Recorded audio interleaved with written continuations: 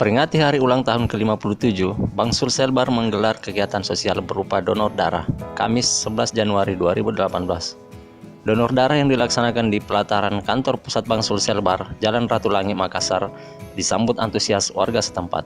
Kegiatan donor darah ini menggandeng unit transfusi darah Dinas Kesehatan Sulsel.